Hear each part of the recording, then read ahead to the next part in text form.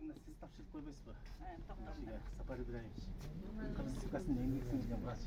Bering. Sapar Ibrohimovich, sizni birinchidan qutlaqlaymiz. Shundan mınaki elga yangi singizgan uchun shunday sizga bugun cho'ng emek bo'latat. Sizga cho'ng rozichilik bildiramiz. Eng negizgisi mınaki ушул жерден биздин o'sha айылдын тургундары оруп эле койсун дейсиңерчи, бирок ошентсе да o'sha айылыбызга кызмат кылган факт болсун деп.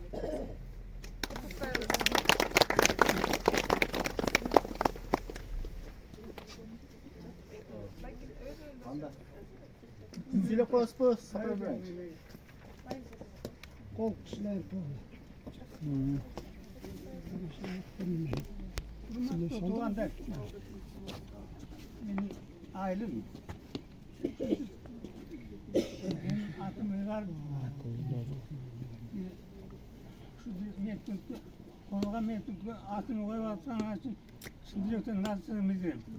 Hani Kuday'a şu oradaki aile koydum. Marlis. Böyle maalesef. Böylelerle koymayı şişkimi. Ben şeyde Tolstoy'da 10 yıldan nasıl istiyorum. Ben bilemiyorum. Cumhurbaşkanı istiyorum. Ama ben buna bir tuğan kapı olmasın istedim. Şuların aile koyduğunun bari birikip sen çek iş kılınımız. Su tartıp iki fap tutup Tolstoy'da fap çok istedi. Şu iki faptan başka. Ben bilgendim. Yani hazırlık yiyeyim kulübesini benim. Yani kulübesi bitire kalır. Yem görsün. Bu senin yemgenin. İçinde. Ana açık girdi. Yani yakışıklı kolunun bastan var bir çıkar. El bağlasın. O zaman ama esnemsiz. Baktın var. Yani elin sivri var. Şimdi aytar mısın? Yemin serge kalalım, el tut. Rahmat. Şu baldarının tilini alıp şu atına da koyduğunun için benim sivridim. Ben gibi 42 istiyorum sanat tafsırı.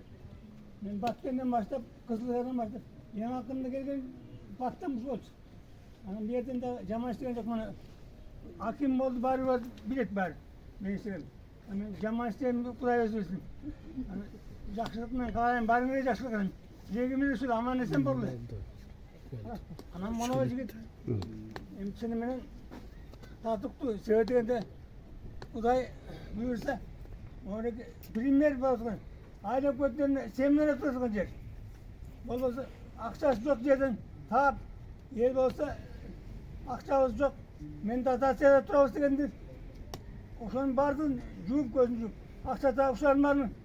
Ne gibi 5 kilometreye su tartıp çıkın. Yani iki fap kuş degenine. Hani hamam var. Ömürlü var.